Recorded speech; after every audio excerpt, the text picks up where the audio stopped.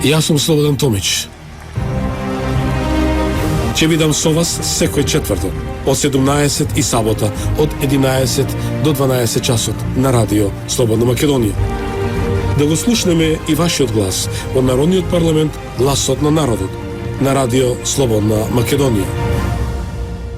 Она што во македонските медиуми не можеше да се слушне е тоа што постои една точка од 7 точки што се содржани во така наречената тиранска платформа, а тоа е точката за интегрирано гранично управување. Ова вака звучи нешто као некој многу културен израз, интегрирано гранично управување, и најверојатно можеби не сваќајќи ја суштината на овие три збора, и затоа и можеби никој не ја забележа, да речам, не ја регистрираше оваа точка, но таа постои во платформата, која што, како што знаеме, според неговите собствени изјави, што ги слушнавме во живо и на Зоран Заев, дека тој во целост, за него беше во целост, нели, прифатлива, неколку пати тоа го имавме слушнано.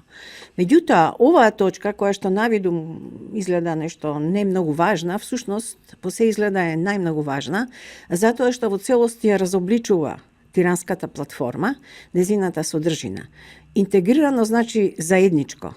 Значи, тоа е еден збор, нели, во таа правна лексика на англосаксонскиот јазик, посебно во овие официјални високи политички документи, секогаш се наоѓаат некакви замки во некакви зборови. Значи, интегрирано гранично управување или менаџирање е всушност заедничко гранично управување. Со кого? Со кого? Да, тоа се однесува на заедничко гранично менаџирање со Албанија, на границата со Албанија и Косово. Суштината на оваа флоскула, на оваа точка, е во тоа што тоа значи елиминирање на границите меѓу Македонија и Албанија и меѓу Македонија и Косово. Ова иницијатива, значи, не е нова. Ова идеја, овој план не е нов. Уште во 2002 година, во април,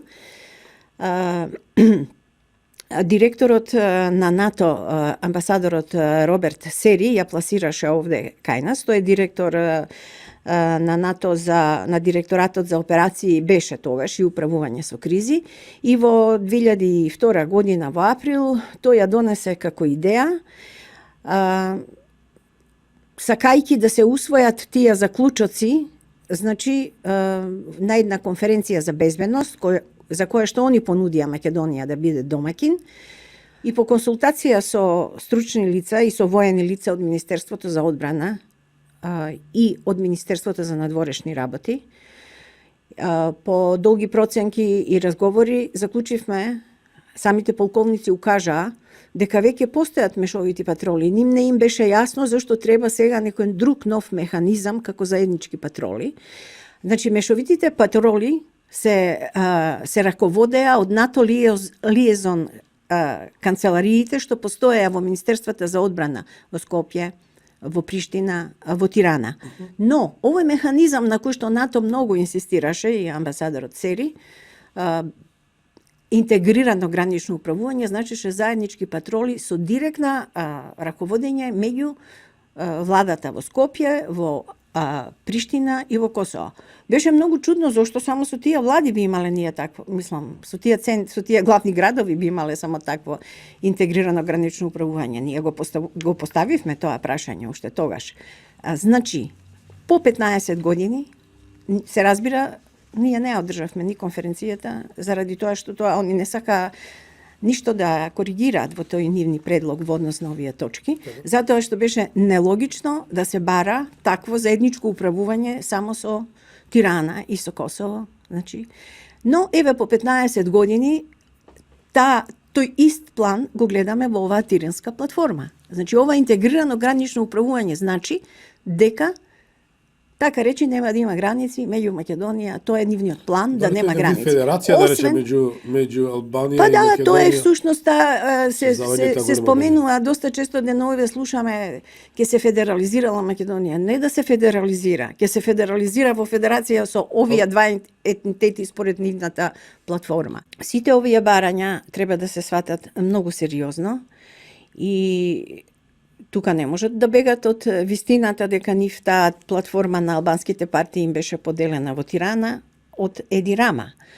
Но пак на Еди Рама, како задача, му е дадена да не заборавиме од други лица, да не заборавиме дека непосредно, мислам, по изборите во Соединените Американски држави, односно по примопредавањето на власта, односно пред примопредавањето на власта, американскиот претседател тогашен Обама имаше своја последна посета во Атина.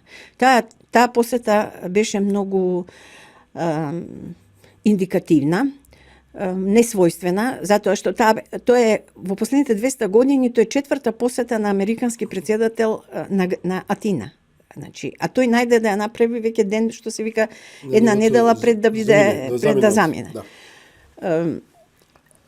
Според фондацијата Heritage, која што објави информација и анализа за тоа, Македонија беше втора на агендата, толку важна на Обама во разговорите во Атина, па најверојатно и во Берлин со канцеларката Меркел. После едно 10 дена по неговата посета на Атина во Тирана дојде шефот на ЦИА Џон Бренан, исто така пред да биде сменет една недела, и се сретна со Рама. Многу беше јасно дека му даваат конкретни задачи и еве, а гледаме задачата.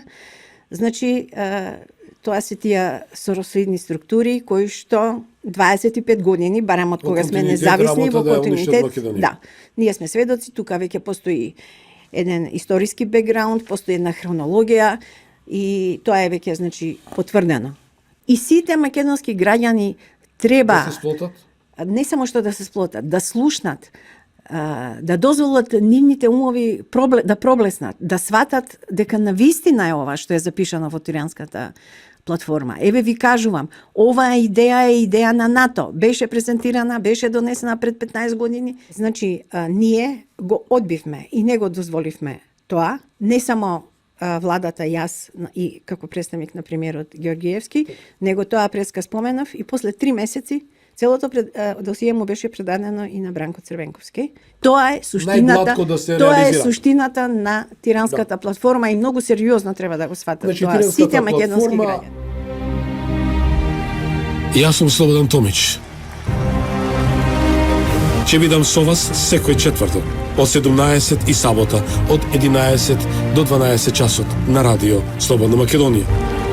Да го слушнеме и вашиот глас во Народниот парламент, гласот на народот, на радио Слободна Македонија.